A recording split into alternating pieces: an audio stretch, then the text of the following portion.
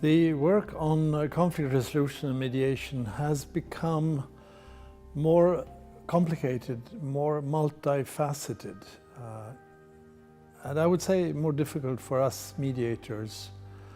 You have a tendency in conflicts today to make them ethnic and religious. The ethnic and religious dimension adds an emotional element to conflicts. And unfortunately, ruthless leaders exploit those ethnic and religious differences, leading to polarization inside nations, and makes it more difficult technically to come out with formulas as a diplomat. The second complication is that growingly conflicts become what I would call proxy wars. In other words, other nations outside the conflict area get involved, and they battle their own interests vis-à-vis other parties. And then, of course, lastly, there is a new element coming in which I didn't think was going to be the case, namely the risk of nuclear proliferation, nuclear threats becoming a reality.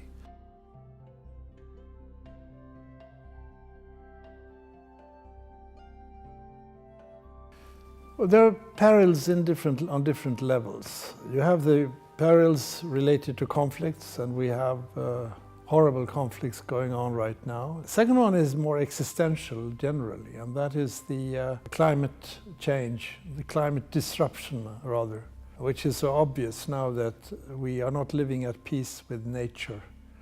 And the third danger, which is harder to describe, but it has to do with the climate for political debate in our societies.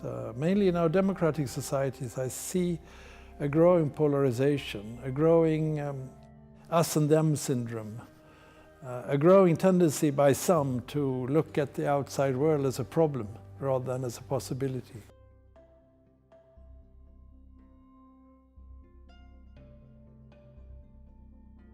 First of all, the role of women, which I think is one of the greatest promises historically, that women will have their full empowerment.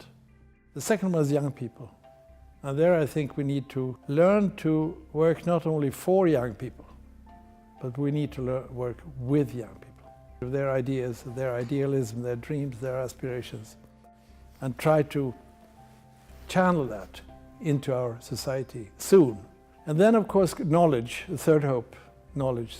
Science, technology, just simply learning more. The fourth reason for hope is international cooperation.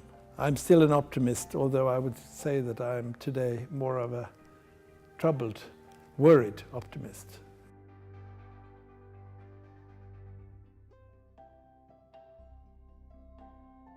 It is an extremely important approach to see problems from different perspectives. Security cannot be divorced from development. Development cannot be divorced from security, and neither development nor security can be divorced from human rights, well-functioning institutions, good governance, rule of law. So we live in a world now when we are to solve the problems, we need to put the problem in the center and then ask what are the different actions needed to solve these problems. And then you will find that it is a range of issues. And therefore, I think OSCE's approach with adding all these dimensions, political, economic, environmental, social, and so forth, are absolutely crucial.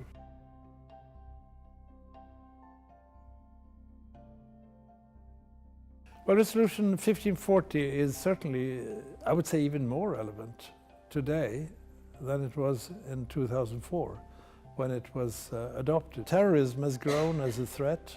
We have a growing danger to have that these weapons will be in the hands of terrorists. So we need to deal with that, apart from the serious work that we have to face, namely that we also have to look at the causes and roots of terrorism. But 1540 is certainly extremely relevant, and I'm glad the Swedish mission here, delegation here, took this initiative of putting 1540 on the table.